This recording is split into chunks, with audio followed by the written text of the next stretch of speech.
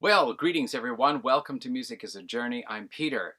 Today I am taking up inspiration from Thomas over at Mercyful Metal. He did a video about how he got into death metal, and I thought that video was very interesting because I expected he would start off by showing some death metal albums, classic ones probably, and then tell about, his first impressions of them. But actually it was more of a journey where he went from metal into extreme metal bit by bit until he finally arrived at the end at classic death metal. I think Morbid Angel was one of the final albums, Altars of Madness, that he showed. And he actually watched a video by Steve over at S&T Young, who did a video, I haven't seen it yet, but I will find it and I will put the link to both Steve and Thomas's videos in the description to this video. But I think Steve did a video about his journey into death metal, quite likely, and that inspired Thomas to do his. So I thought I'd kind of like to do the same thing myself. And part of the reason is I find death metal is that part of extreme metal that is just over the line for some people. You'll get a lot of people who love their classic 80s metal and a lot of the 70s heavy metal and heavy rock and all that kind of thing. And they'll even take to thrash metal. But when it comes to death metal, the growly vocals and the more extreme sound of the music is sometimes just that's too much for a lot of people I know. And honestly, it was kind of too much for me too for a long time. So let's take a look at my journey. And just before we get started, I want to say in the last year or two, I have made a lot of friends out there in the vinyl community, and they often watch my videos and comment, and in turn I often watch their videos and comment, but I think most of them are not interested in death metal. So if any of you folks out there who regularly watch and comment on my videos are watching this and thinking, I don't really care about death metal, but I should probably watch his video, it's okay. You don't have to watch. If you want, just give a thumbs up and move along to something else that's a little bit more in your wheelhouse. I'll understand, it's all right. Okay, so here we go. I'm going to do as Thomas did. I'm going to show you the route that I took to reach the point where I was like, hey, death metal is actually really cool. So we're going to start going back to 1984-85 when I was in 8th grade in the province of British Columbia. That is the first year of junior high school. And one of the bands I discovered was Venom. And I thought this was really cool because I didn't know anyone else. No, not true. There was one other guy in my school who listened to Venom, and then my best friend as well. I had a t-shirt. I had a t-shirt with this on the front and Welcome to Hell on the back. And yes, I do have Welcome to Hell. In fact, I had the first 4 Venom albums as well as the Canadian Assault album, which was really cool. So yeah, I liked Venom. And that was actually before I got into Metallica. I remember that because after Venom, I picked up a band called Tyson Dog. Well, I've got their album in there somewhere. They're a new wave of British heavy metal band. But Kronos produced the album and did backing vocals on a song called Demon. And so I remember that I knew who Kronos was by that time. And I also remember I thought Tyson Dog was really the shit. And then a couple of weeks after that, somebody let me hear Metallica's Ride the Lightning, and I was, whoa, But anyway, around this time here then, we're still talking, I guess now we're up to 1985, and I had a Slayer album called Haunting the Chapel, and then I got this one here, Hell Awaits. And I thought, wow, this is cool. I really liked the songs. I mean, these were Slayer's longer songs, and sometimes going into different parts. They had some really cool riffs, and a lot of the lyrics were about horror and gore and that kind of thing. So, yeah, for me, Slayer's Hell Awaits is one of those albums that starts to, if I can open this up here, that starts to point the way from thrash to death metal.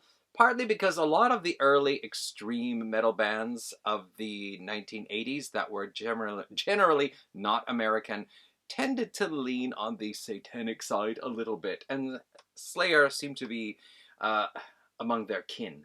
So anyway, Slayer's Hell Awaits, brilliant album, and from there on we just got into that kind of stuff. Destruction, Infernal, Overkill, Celtic Frost, Morbid Tales, and honestly, Celtic Frost, I think, were one of the bands that had a strong influence on the early years of death metal, because there was both the more thrashy, aggressive death metal type, and then there was the death doom type. And in some bands such as Obituary or Winter, and probably a couple of others, I can hear a strong Celtic Frost influence. So anyway, Celtic Frost, Morbid Tales, and then of course we get into one of the big game changers, Possessed. Yes, Seven Churches. I remember, I think I was in ninth grade by this time. I was really into this band. I really liked this album. And of course, this is, one of the very important first steps to death metal. Is it the first death metal album? Is it just one of the steps along the way? That is all debatable. However, there's a song on here called Death Metal. It is one of two songs in 1985 that were released called Death Metal, at least two that I know of.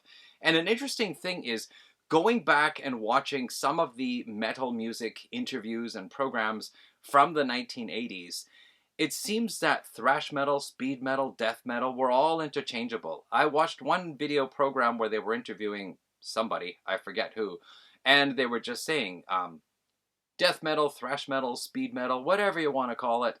So yeah, at that time it hadn't really been separated clearly into categories. But certainly Possessed, Seven Churches, frightful sounding vocals on here. Like, these were really scary vocals, which I thought were cool.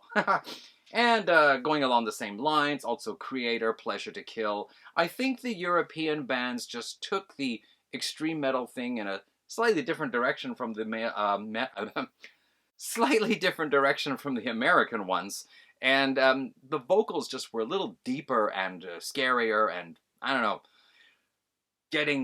moving on in that direction. And I guess we could also mention Sacrifice, Torment, and Fire. Their first album is also kind of on that extreme, you want to call it first wave black metal almost, or early death metal, or something like that. I think the genre had not clearly been defined yet. But yeah, that one. And I guess in a way you could also probably talk about Berg here on the shelf. I have my Voivod collection. Voivod were also one of those very interesting speed metal, thrash metal bands that were just doing things a little bit differently. So after that, by the time we reached the late 80s, I just kind of started drifting away from metal. Metallica, and Justice for All, the Black Album, nah. Judas Priest, Iron Maiden, a lot of the bands that I really liked in the mid-80s were just not doing it for me by the late 80s, and I was going into the 70s stuff. And then I got into Christian music a bit, picked up a couple of the more heavier Christian bands, and then I kind of left heavy metal for a long time. And so it wasn't until, I kind of dabbled in metal, picking up the odd thing here or there. I remember picking up an album, Symphonies for the Beaten Down, I think it was called, by a band called Soylent Green. I thought, let me just check out what modern metal sounds like. And I got that, and I was like, I really don't like those deep, growly vocals. It sounds like a demon a day after hard drinking and getting sick in the toilet. It just doesn't work for me. But things went on, and by the time we reached 2011, 2012, I was really getting into progressive rock. And that, of course, led me on to progressive metal, which meant that if I wanted to keep exploring progressive music into the heavier sections, I kind of had to put up with these vocals. So one of the early albums, when I was checking through my purchasing history, because I'm anal enough to keep track of every album I bought every year from 2012 onwards, except for 2 years where I accidentally overwrote the document instead of saving a new one. But anyway, yeah, Leviathan by Mastodon. And I thought some of the songs on here, especially Blood and Thunder, were really cool, and I didn't mind the gruff bellowing vocals. Not really true death metal vocals, but gruff bellowing vocals. They were pretty cool for me. I see a cat needs to come in, so just a moment. Okay, the feline is off on his way. So, progressive metal. So this brought me to a couple of different bands. Here's one from Germany called Disillusion. This is a band, they've got a lot of longer songs, 15, 17 minutes long, lots of really cool riffs, slower parts, very nice, like just traditional heavy metal riffs in some places even, but with more of a progressive, aggressive metal feel to it, and clean vocals, which are slightly rough, and then also the shouty, screamo type vocals on here. But yeah, I thought this was pretty cool. I was finally able to Except the more, coarser and harsher vocal styles. In fact, actually an important person who is not really death metal, but Devin Townsend and his Strapping Young Lad albums actually thought, hey, I'm alright with this. The really shouty, screamo type vocals were pretty cool, and Devin does sound like a Cookie Monster when he does his death growl vocals, which he does rarely, but it was alright. I think I could get it. And then another band, I think it's another German band, this is called Dark Suns, Grave Human Genuine, was that the order? Grave Human Genuine, indeed, that's what it was. Another progressive metal band doing a variety of different stuff, but also some of the very aggressive, fast-paced, screamy, growly type stuff on here. So again, not death metal, but, you know, aggressive metal in parts and very aggressive, wild vocals. So the big thing was that I was getting used to these progressive and heavy and bombastic, like really type metal songs, but I still hadn't been won over by the typical death growl vocals yet. And this was the album that did it for me. So I'd already started picking up Opeth back in 2012 and 2014 with Heritage and Pale Communion, but it wasn't until 2016 that I picked up Blackwater Park and Still Life, and specifically it was Serenity Painted Death. The vocals on that track is just, that was the clicking point. That's where I thought, this is an art. This is really freaking cool. I like this. There's a bit of wear on this here. I gotta be careful how I handle this baby. Yeah, so you can thank Michael Ackerfeld for turning me on to death growl vocals, because from this point here, I was all right with it, and I thought it was cool. I liked it. But we were still exploring, you know, the kind of, not your old school traditional death metal, not yet. Another band I picked up, this is Fallujah and Breathless. Again, some very aggressive, modern American metal with growly, shouty, screamy vocals. I actually have not listened to this, probably about 7 or 8 years now. And I remember I wrote a review for the Metal Music Archive saying that I thought the music was great. And there are actually some really beautiful moments on here. But I felt they didn't have to do the harsh vocals. They could have done this album with clean vocals and made it sound even better. So at that point, oh no, maybe this one actually came before Opeth. Possibly. No, I don't think so. 2016, around the same time. Anyway, so at this point here, okay, so maybe this one did come first. At this point, I still wasn't cool with the vocals, but Opeth turned me on to the vocals, so there we go. So, now, after Opeth, I agreed, okay, I like death metal, I like the death metal vocals, so where are we going from here? I went to Gorguts, Colored Sands, and man, this is a difficult album to completely appreciate. This point here, Gorguts had given up writing old school death metal as they had done in the 90s, and they were taking a very different approach to how they composed metal songs, rather than just laying down a really cool riff. There was almost a classical type of approach to some of these songs, and in fact, the track right in the middle is exactly an orchestra playing only, instrumental, composed by 2 of the band members, if I remember correctly. So Gorguts, yeah, Colored Sands, okay, again, this is one I haven't listened to for a long time. And from there, we went off to Augury, a technical death metal band with fretless bass from Quebec. So, yeah, I was really delving into the more complex, extreme stuff at the time, and I was trying to get my head around this kind of stuff because it's a little bit what I call brain knot music, because there's so much going on. Your brain gets twisted in a knot trying to keep up with everything. So, you know, maybe my approach to appreciating death metal just went a little bit too far into the difficult, or the deep end of the pool, let's say. But I started to learn to go back, and I picked up some Bolt Thrower. And actually, of the Bolt Thrower albums I have, this is my favorite one. What is this one here again now? Those Once Loyal. Yeah, Those Once Loyal. This was the first Bolt Thrower album I picked up. Yeah. Then Then. Finally, my journey into death metal brings us to death. Oh yes, and this was my first death purchase. Symbolic, and I quite like this one. Yeah, I don't have all the death albums yet. I think I have 4 or maybe 5 of them. I'm missing a couple anyway. Yeah, so that was starting to get into, what most people would say is near the beginning of their death metal journey after getting into it. And another band, Cataclysm.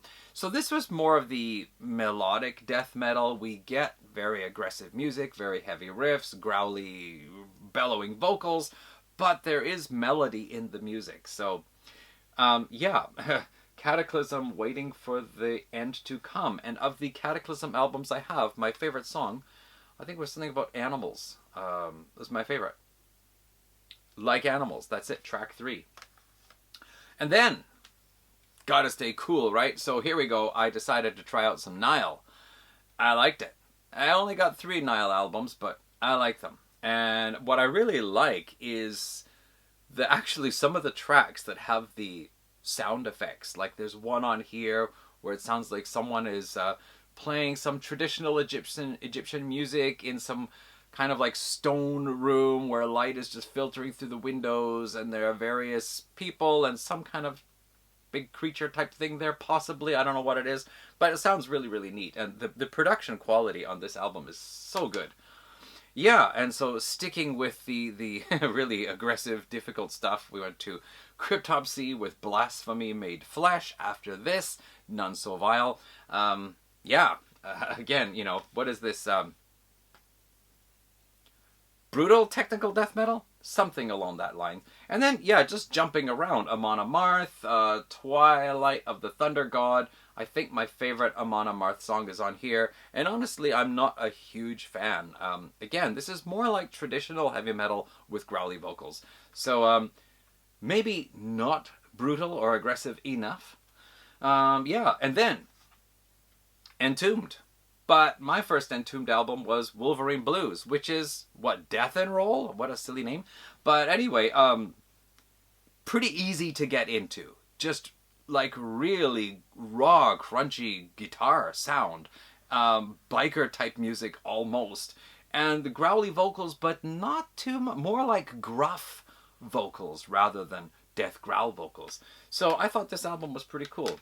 Yes, I did get a couple of other Entombed albums. And then I picked up World Demise from Obituary. Not one of their highest rated albums. And this one was supposed to be in good condition, but the cover is scratched to heck.